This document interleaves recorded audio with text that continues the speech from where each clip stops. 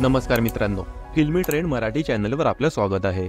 मित्रांनो, पारू मालिकेत सध्या दिशाची री एंट्री झाल्याचा सिक्वेन्स चालू आहे। अनुष्का आणि आदित्यच्या साखरपुड्यात दिशा अचानक अवतरते आणि स्वतःच्या सख्या बहिणीला धमकी देते। जेलमधून सुटल्यावर आता तिने किर्लोस्कर कुटुंबियांविरोधात नवीन कारस्थान रचायला सुरुवात केली आहे। अहिल्या देवींनी पारूला किर्लोस्कर कंपनीची ब्रँड अँबॅसेडर करण्याचा निर्णय घेतला आहे। या निमित्ताने मोठ्या सेलिब्रेशनचं आयोजन करण्यात आलं आहे। पारू आता महाराष्ट्राची मॉडेल होणार आहे, पण याच सोहळ्यात किर्लोस्कर कुटुंबियांना उद्ध्वस्त करण्यासाठी दिशा री एंट्री घेणार आहे। तिने एका खेळण्याच्या गाडीत बॉम्ब लपवलेला असतो। आदित्यने शोधाशोध केल्यावर दिशाने लपवलेला हा बॉम्ब सापडतो। बॉम्ब पाहिल्यावर सुरवात त्याच्या पायाखालची जमीन सरकते।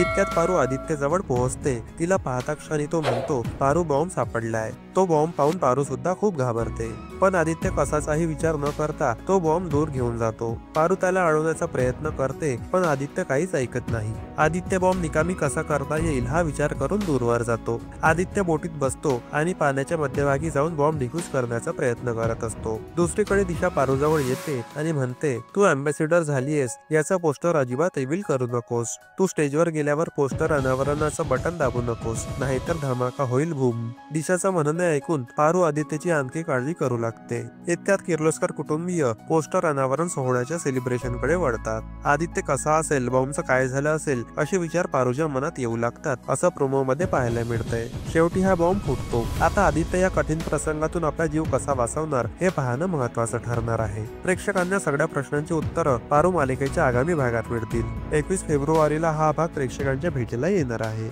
मित्रांनो, मनोरंजन विश्वातील ताज्या बातम्या जाणून घेण्यासाठी आमच्या चॅनलला सबस्क्राईब करून बेल आयकॉनला नक्की प्रेस करा। भेटूया पुढील व्हिडिओमध्ये। धन्यवाद।